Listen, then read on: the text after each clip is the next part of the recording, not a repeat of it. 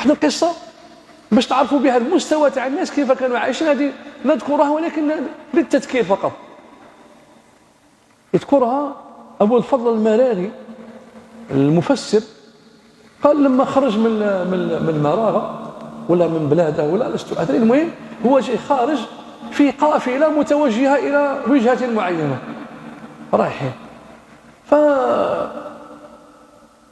هم على أهبة الانطلاق الإقلاع اسمع زوج كما قال هو فاميين.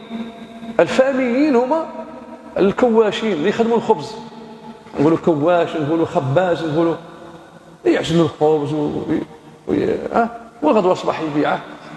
فاسمع واحد يقول الاخر والله لقد انفت من حديث العالم امس اذ قال بجواز الاستثناء ولو بعد سنه. قال الاخر قال العالم، قال لك متاكد؟ قال هذه المساله تاع جواز الاستثناء ولو بعد سنه. الاستثناء هذا العلماء يتكلموا فيه. الاستثناء هو الذي هو كحل للخروج من تبعات القسم والكفاره. واحد يقول والله لن اكلم فلانا، هذا فيه نهي، كيف تتكلم فلان؟ غادي تفت عليه يقول لك السلام عليكم تقول طرد عليه السلام.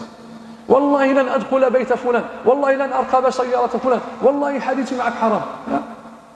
هذا لا يجوز مثل هذا القسم، يحلف على حسب ما يدير هذا. فقال النبي عليه الصلاه والسلام ان صاحبه يحنث في القسم وياتي الذي عزم انه لا ياتيه، ثم يكفر بكفاره اطعام 10 مساكين او كسوتهم او تحرير رقبه، فمن لم يجد فصيام 3 أيام. لكن للخروج من هذا المخالفه يقرن القسم بالاستثناء. ما تخلص يقول اقسم بالله ما يجي نهضر معاك الا ان يشاء الله، اقسم بالله لن اكل طعامك الا ان يشاء الله، اقسم بالله ما نجي ندخل الحانوت الفلاني الا ان يشاء الله. ومن بعد يوري لك العقل هذاك الفوضى اللي كانت والغاز هذاك اللي كانت في راسك ترصى شويه ترصى، هي بعد تروح لا باس ولا كفاره عليك، لانك قرنت القسم بالاستثناء الا ان يشاء الله.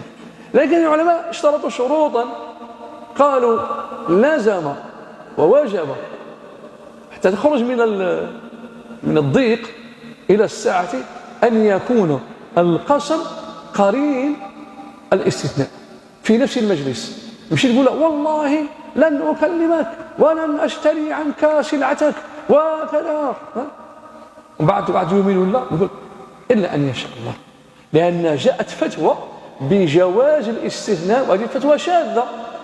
جاءت فتوى بجواز الاستثناء ولو بعد سنة،